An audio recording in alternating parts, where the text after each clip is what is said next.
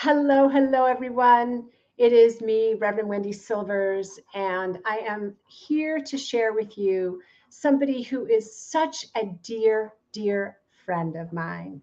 And what's so exciting to me is that when I met this woman, we met through a business coach, a mutual business coach, and I just loved her. I loved her honesty. I loved her self-responsibility, her wisdom, her comfort. She's so comfortable in her body.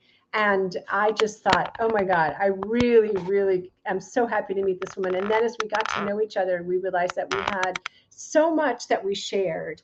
And she's brilliant.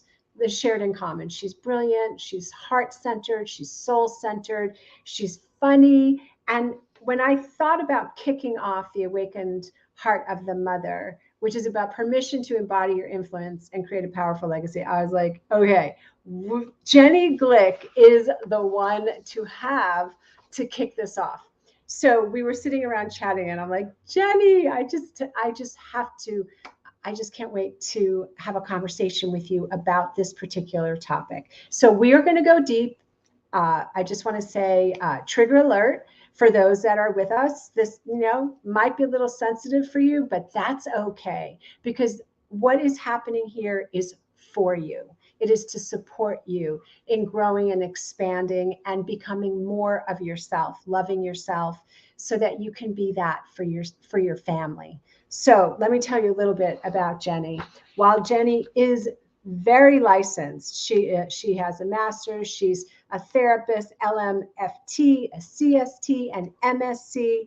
She is a licensed marriage, family, and child therapist, certified sex therapist. She is a catalyzer. She creates containers for women and helps them really embrace their magic. And she's been working with couples and families and women for over 25 years. Her work has included owning and running a successful counseling center in Denver, Colorado, serving couples struggling with connection, intimacy, and stuck in the do I stay or do I go hamster wheel. In 2018, Jenny sold her brick and mortar practice in order to go rogue, no surprise, and build a company online where she could mentor women in living in alignment with their deepest desires. She has a really powerful program that she's going to share with us today called Sacred Union. So I just invite you to put your hands together and welcome Jenny Glick to the stage. Woo! Thank you, Reverend Wendy. What a welcome. Thank you so much. So much love for you and your generosity in inviting me here with your beautiful audience. I'm so delighted because, there's so much about what you do that speaks to women embodying their influence. The word you can substitute power, you can substitute oneness, wholeness, but it's really there. This is the time, if there was ever a time, to embody your influence. And so you create a powerful legacy. Yeah. Absolutely. And in my languaging, I talk about be more you. Yes. Because we're given the message as women, daughters, partners, wives, whatever role we play, the multiple roles, to be less. You're too much, or that's uncomfortable, or you can't question that, or you can't do that, or who would? And all of those pieces, because we're so relationally based, right? Like we don't want to hurt someone, and it's fine and it's okay. And so I just won't. And what I found is that so often, and even for myself, I muted myself, my sparkle, right? The things that make me uniquely me, I started culling those because it didn't fit being a therapist, whatever the different roles were. And so as I've been just being more of me, which means being less of what I'm not, which is kind of the easiest thing in the world, right? It's really been a life revolution for me. I love that word revolution because it's got evolution in it. Yeah. And I remember years ago using the word, revolutionaries or evolutionaries. And it's that, we were talking a little bit off stage about the sensitive topics, right? So, in this world that we're living in with so much polarization, there is this hesitancy to say what's on your heart. Mm-hmm. Because if you do, and when you do, the backlash is so strong. Yeah. And I have felt myself holding back, Yes. questioning, speaking very tentatively or hesitantly about something because, oh my goodness, what if I offend that person? What if I offend that person? And so I'm guessing I may not be alone. Maybe there's some renegades on this, watching this with us that are like, you know what? F them. I'm just saying whatever I want. What do you say to women who come to you about really throwing that to the side and embracing union with yourself? Yeah, such a great question. And it's so timely because I believe, again, this is my belief. And so for Right. those of you who are watching, this maybe isn't your belief. Totally fine. Like all of us have our own belief bubbles that we're in. And part of what makes life interesting is for my belief bubble to bump up against your belief bubble. And Wendy and I have had this where we have two different belief bubbles, and then we get to know each other more through our difference. Beautiful. Celebrate diversity, even with what would appear to be two middle-class white ladies, right? Who Yes. like there's no difference, right? But there is. It's just difference. So, there are many levels to this. One is the divisiveness that we have externally, especially in the last 3+ years, I believe is just showing up the divisiveness and the meanness we have interiorly. So it's shadow work. We've all been dancing with our shadow. So to the degree that I'm willing to make someone else wrong is the degree to which I am so willing to make myself wrong. And I'm the first one to admit, and I went through this, I'm 23 years married next month to my husband, a long time. I know you're a long timer too. Yeah. That I spent the first full half of my marriage being mean to my husband. And I would say that to make him a victim. He's not a victim. He was co-creating the situation just like I am. I believe in sovereignty. We all have our own authority in our own lives. But I was so quick to judge and be mean to him because I was mean to myself. I had a boot on the back of my neck in everything, and how I did school, how I was a mother, how I showed up as a friend. So that meanness was in me. And what I saw, part of the many things I saw over the last 3+ years, was that meanness, that poison, right? The readiness for that poison to shoot out around us. Not because we're bad, but because it's excavating what's inside, right? Yes. Oh, so well said. It is so true. What we see on the outside is a reflection of what's on the inside. Yeah. And we have and when something comes up, we have an opportunity to pause and get still and see, what is this here to teach me? Rather than defend against. I love that phrase of living with an undefended heart. Yes. And for many, I believe, women especially, the desire to not hurt anyone has created a self-silencing, a self-muting, and then we're not available to have deep, diverse, important conversations that will create new paradigms, new worlds. But if I'm too afraid, to your question earlier, Wendy, so many women who I talk to say, I feel bad about wanting to, whatever, work with you, go on a retreat, take this nice vacation, whatever the thing is, because of my privilege. I just feel bad about that. And for me, I'm certainly aware of privilege. I have a master's degree in women's studies. I taught, about privilege 24 years ago, at the University of Arizona. So it is not a new concept to me.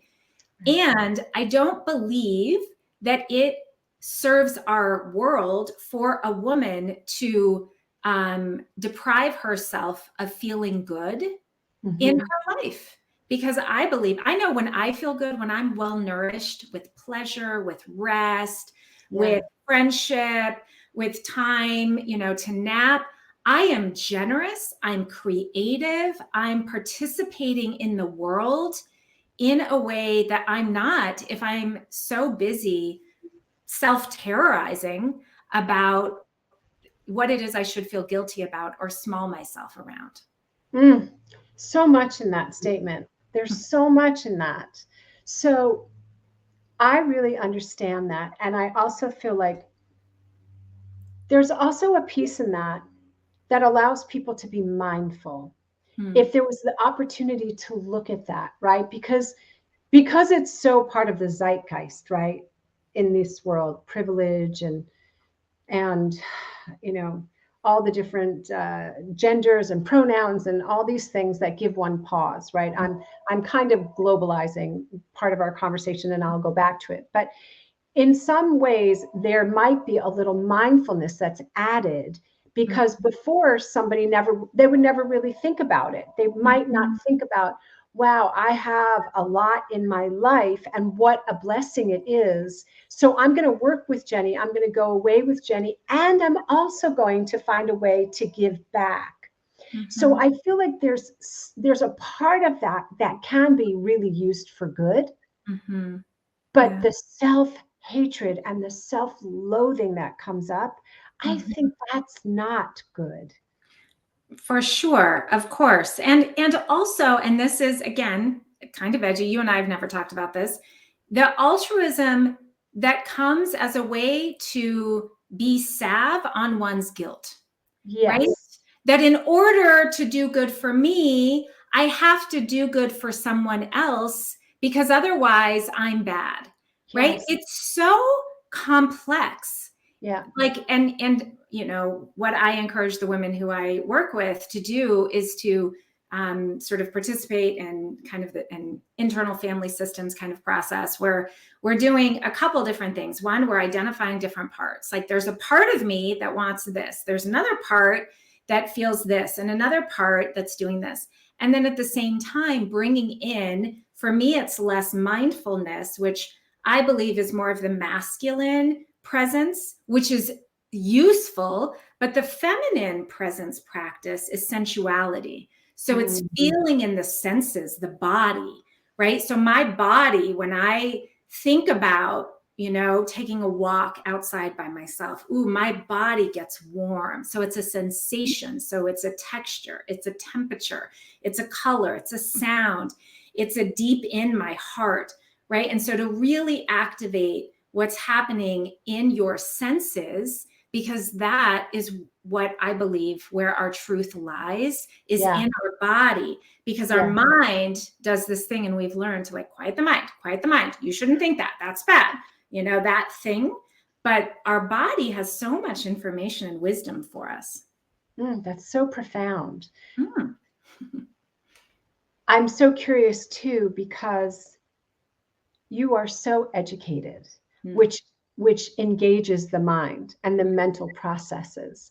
And you've also you've been guided clearly as a sex therapist and as somebody who really talks about embodiment, just as you did, to really engage the body. Yes. What led you to that?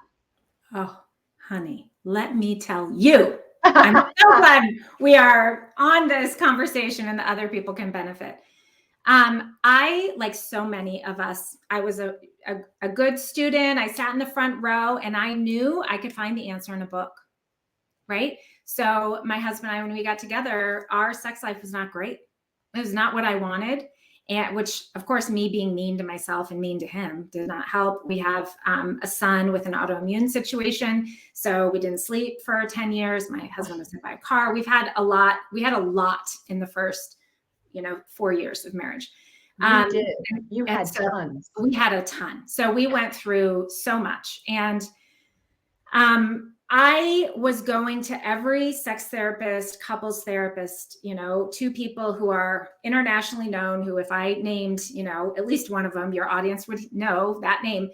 And they told me you know what? If it's not there, if the chemistry is not there, it's not there.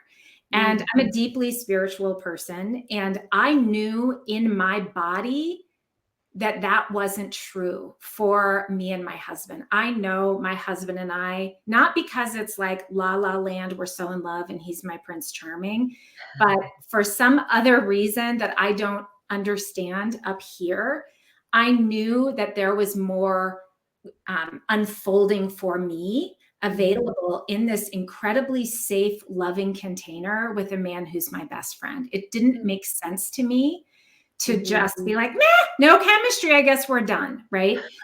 And so that's why I went on to become a certified sex therapist. And that didn't help either. Because what I've learned since, and love my sex therapy community, but it's very heady, it's very clinical. It's very go on a date night, do eye gazing. And I was like, I am coming out of my skin. Are you kidding me? You want me to eye gaze? I want to punch him in the face because he did not change the laundry, you know, whatever was happening. And so then I was failing at the homework that I was given because it was not working. And then I felt broken because my husband's like, I'm game.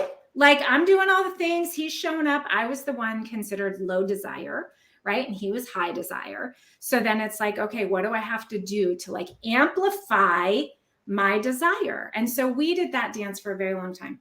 And then I discovered sex coaches, which is a whole different thing than sex therapists, because sex coaching is all about the body. And what I discovered working with a sex coach in like 5 minutes, I was like, wow, was that my capacity for pleasure in my body was about a thimble full, about 45 seconds, because I had conditioned myself for productivity, getting things done, you know, scanning the environment in my mind in the house of what the dishes need to be done or what grocery shopping or what project or email. And that it was my protector, the part of me that was coming in, preventing me from accessing more pleasure, that even though now it is pleasurable in my body was protecting against the unknown, you know? Yeah. So there's a lot there, but I'll stop there. But that's what really got me very interested in coming to know my body. And as I've expanded my capacity for felt pleasure, of course, our sex life has changed dramatically because I can receive. My husband's like, I want to give you pleasure. I want to give you pleasure. And I'm like, yeah, don't touch me. Blah, blah, blah, blah, blah. You know? So it's just been a whole different awakening. That is transformational right there. That little nugget, that statement that it was correlated, the correlation was your resistance to pleasure, to felt pleasures, felt sense pleasure. Yeah. And you know, I was talking about this with a client last night, who's very cerebral and lovely, you know, and she was like, well, I don't know that that's true. And I said, okay, think about it this way. You have like a 5-gallon bucket full of conditioning for anxiety, annoyance, fear, right? Judging other people, judging yourself, all the things, because you're doing it all day, the email, the tire on the car, right? How much time do you condition yourself? Just like going to the gym, you're conditioning your muscles. Condition yourself to deeply receive pleasure, which is different than gratitude. Gratitude's in your head, you know? This is so good. Oh my God, this is so good. Yeah. Yes. So, yeah. Embody your influence. Embody yourself. Yeah. Yeah. And this conversation. So I've been really out there more and more on social media talking about pleasure. And, you know, I termed this year, 2023, pleasure fire. That was my word for the year.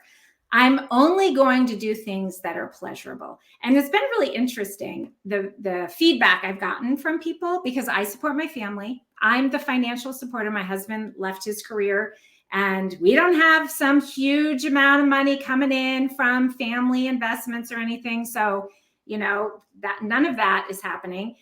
And to me, I felt like, okay, I've been playing this game in the world. I'm going to be 50 this year. For my entire adult life, I've supported myself since I was 18 years old. I've been playing this game the right way for this whole time. And I've been doing all the right things, getting all the right degrees. And I have burned out my adrenals like many people. I have, all the things that I have pushed myself to do. And yes, I've made money. I've been able to support my family as the sole provider the last 5 years. And I thought, what if I could do all of this pleasure first? What if? I'm just going to try it. Because I will never know if I don't do it. And you know what? We're at May, and I'm tracking better than I was last year. And I'm doing what feels good and what lights me up. And so that, I feel like, is a revolution for women, that we have permission to do everything. Our parenting, our sex lives, our intimate relationships with friends, our businesses, right? Through a lens of pleasure. But it requires us to grow that capacity for pleasure. And when we do that, we also can be present. Because if you can't, pleasure and presence go right hand in hand, because you're not going to feel pleasure in 5 minutes or 5 minutes ago. It's right now, right here, right? Just take that in, everyone. Just stop right where you are. And just, if you're willing to put your hands on your heart, maybe one hand on your heart and one hand on your womb, right above your belly button, and just close your eyes and just feel the energy behind the words that Jenny just said: pleasure and presence. Can't feel it in the future. You can't feel that in the past. You can only feel it in this moment, in this breath.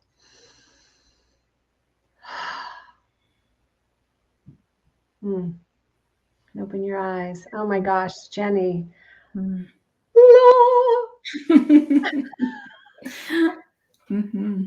That, and with that is the work behind that.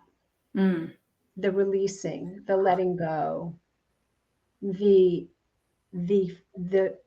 walking up to the shadow and saying, I'm so scared of being in this present moment. What if I can't get this? What if I don't get this? And letting that go.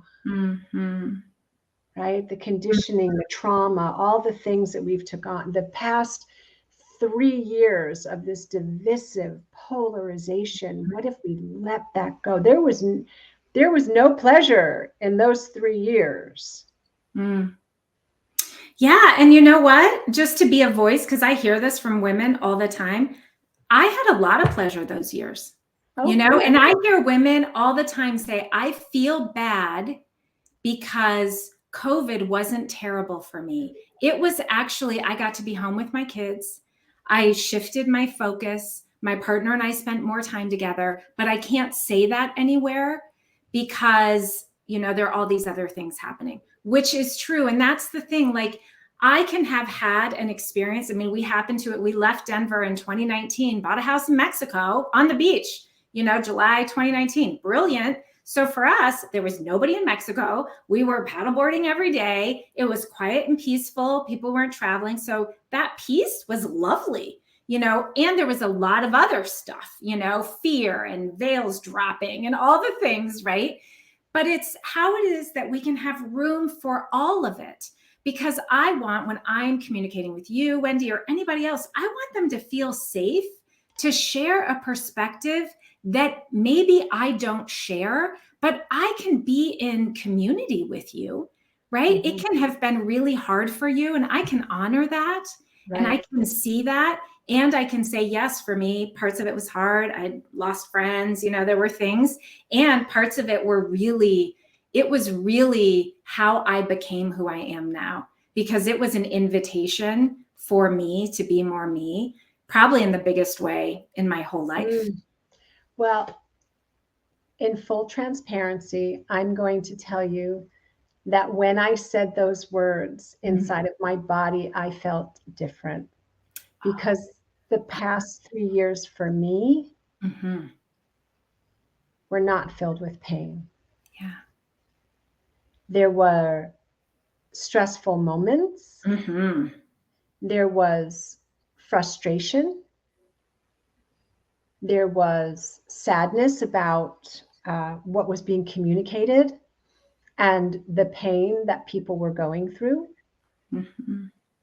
But at the same time, my husband and I got to spend a lot of time together.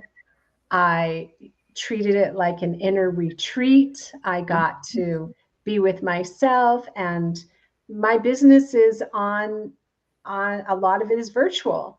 You know, we're just venturing out, you know, where things are opening up, but I felt like there was a peacefulness. I loved seeing families together, dads at home with their kids when they weren't normally. So there was a lot of families being together.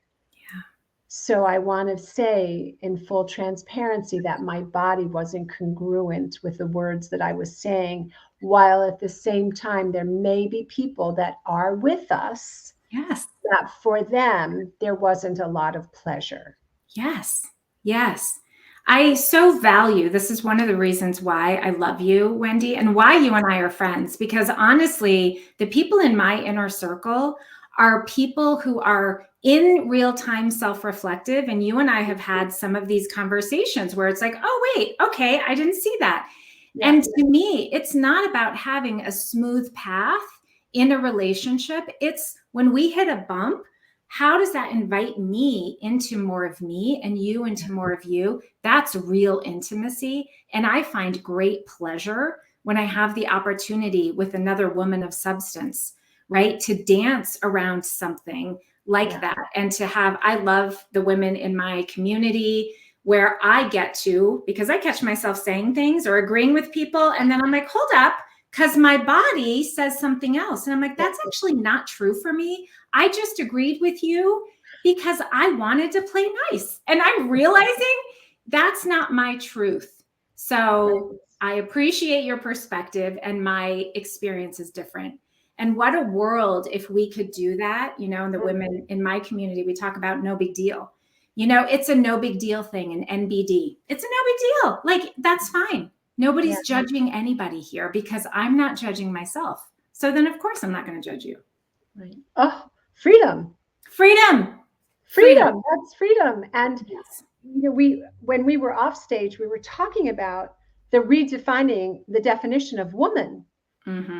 Right. So, but here's freedom, like the freedom to say, okay, wait a minute. I know you're going to get really angry. You're not going to like what I have to say, but I'm not in agreement with that. Right. Yeah. Yeah. That's not my truth. Yes. And, you know, if there's no place for me to dance around my personal lived experience, I'm not saying what you should believe, in order to excavate it, be curious about it, then how is it that we will ever have a pluralistic culture that celebrates everybody's beautiful uniqueness? I believe we're all these beautiful expressions of the divine, and we should all be different. We're all different facets. And, you know, many, you know, I used to consider myself very liberal and progressive, and now I don't know where I land on any spectrum of anything, you know, anymore. I don't feel like I belong anywhere. Because that used to be really celebrated. You know, we used to have a celebrate diversity sign in our front yard when I lived in Denver. And I used to joke with my clients, like, yeah, you'll celebrate diversity out there with, you know, people of color or my neighbors who just immigrated, but not diversity in my home because my husband stacks the dishes differently in the dishwasher than I do, or difference of opinion with my best friend around what's happened the last 3 years or politics. You know, I take celebrate diversity very serious. Like, to me, yes, absolutely. And Wendy and I can have different experiences and I can still love her, right? And it's perfectly fine. And I celebrate that you get to show back to me a perspective of the divine that I don't have. So thank you for that, right? Yeah. So I think, I mean, the conversation around women, and the term women and language, I believe, our words are wands. Yeah. We spell ourselves into existence with our words, and the word woman has, WOMAN, has a particular perspective, right? Mm-hmm. Just like all the other words, right? Mm-hmm. Mm-hmm. And so I appreciate really thoughtful conversation about that without it making anybody wrong, or without it meaning that other people shouldn't be safe, shouldn't be able to express their own femininity, regardless of the body that they were born into. Mm-hmm. Like, yes to all of that, right? Yes to all of that. Yes. Thank you. Yes. I want to go deeper into that with you. And because I feel like it's a really vital conversation. I remember as a child, one of the things I like can see myself as a little child walking around and saying to my mother, well, who said that gave the word, like, son means son, or like who? And I remember feeling my mother's, she was at one hand like, wow, that's a really great question, but on another hand kind of frustrated because she didn't have it. She said, well, somebody just called it that. And I was like, well, why? And so with all that's happening in our world, and to further, just in the time that we have left, to expand upon it, there is no judgment toward anyone who is questioning whether they're in the right body or not. Absolutely no question, no judgment, no, it isn't about that, but it is for me about the marginalization to an extent of uterus born women.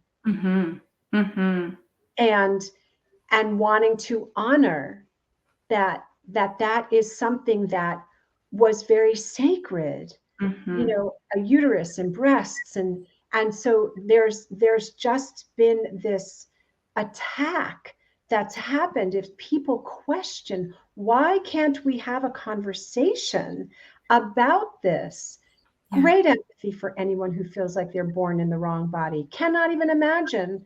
I mean, there's kids go through, when you go through the developmental stages, there's all sorts of confusion and figuring it out. And it's meant to be like that, so that people arrive at, well, this is where I am. But so much has changed, and that's been weaponized, and that's been politicized, and that's been made into a money-making venture rather than a humanity experience. Yes. So I want to have that conversation so that it's safe and gives people permission to have curiosity. Yeah. So much there, Wendy. And, you know, the first thing, even as those of you who are listening, to ask yourself the question, what am I available for? Right? Because in this moment, even as we're having this conversation, and I know this is true for me because I'm not holier than thou. I'm human. So there are certain topics where I know I'm available to make somebody wrong. That's what I'm available to do. Right. I'm not available to celebrate diversity because I still am dancing with whatever my thing is. And so when we start with what am I available for in this conversation, and if there's a place where a part of me is available for inquiry, for curiosity, for wonderment, beautiful, then we can look at, you know, the power of words, what it means to own being born with a uterus and breasts, and that's a particular path, just like being born with a penis and testes, and just like being born with whatever else you might be born with, and then recognizing that this does not match up. These are all particular paths that are equally valuable. And, you know, we should have words and language around that that are honoring for everyone, and spaces where that's okay too, right? And I think because we've been further trained in the last 3 years to politicize, because I believe nobody's politicizing anything or weaponizing it. We do it. I do it. I participate in it, or I don't. And so really taking a look at, where do I weaponize or politicize or make somebody wrong or say, what an idiot, when I'm listening to a podcast. Because I've done that the last 3 years for sure. I've probably called Wendy and done that, like for sure. So I'm politicizing, I'm weaponizing. And so if I don't want to feed that system, the system for me is never out there, it's in here. And so I start in the moment, right? With that conversation and introducing something new, which can be very uncomfortable when everybody in the room is talking, those idiot, whatever, this side, that side. We want to join, we want to belong. And some of us as women don't want to disrupt and say and think, well, my perspective. But, I've really come to, I like to be a bit of a provocateur. And so I'm not contrary with people, but I do feel like it's important because often in my circles, people value my opinion, my perspective, to say, you know what, that's not my perspective. And I don't need to convince them or make a PowerPoint about how they're wrong, just to, let them know that someone who they respect and are friends with has a different perspective. I think is part of how it is that we depoliticize, de-weaponize some of these hot topics, so that's my perspective right now on that. Thank you. Thank you. Thank you for being here. There's so much more. I have this, as you were talking, what was just moving across my awareness was, why don't we politicize love?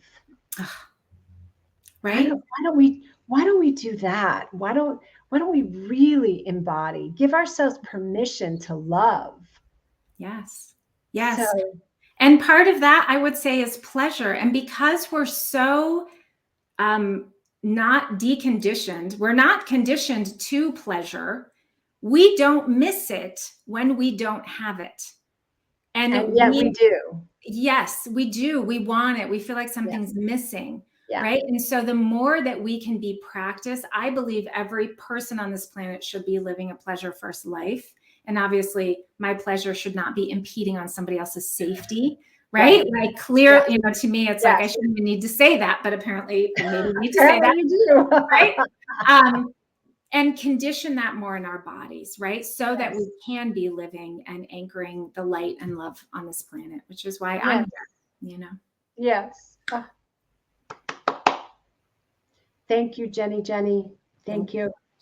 So Jenny has a program which I will make sure that you receive a link to. It is a year where you get to celebrate you and reconnect with you. Mm-hmm. Yes, so absolutely. And your audience, if I can just say, because that I will extend the early bird special for your audience another couple of days, since some people might be watching this on recording. And so they can just message me privately about that. And I'm happy to give them the early bird pricing, since they won't be aware of it. So they can just let me know. I'm through Wendy Silvers, and I'll know that. Beautiful. Thank you. Thank you so much for being here, Jenny. Thank you, everyone, for being with us and having an open heart and open mind and open ears as you continue to journey with us in the awakened heart of the mother. I just invite you to remember this. You are powerful beyond measure, loved beyond description, and a force for good in the world. So go forth and spread your magic, spread your love. We will see you soon. Peace and many blessings. Peace.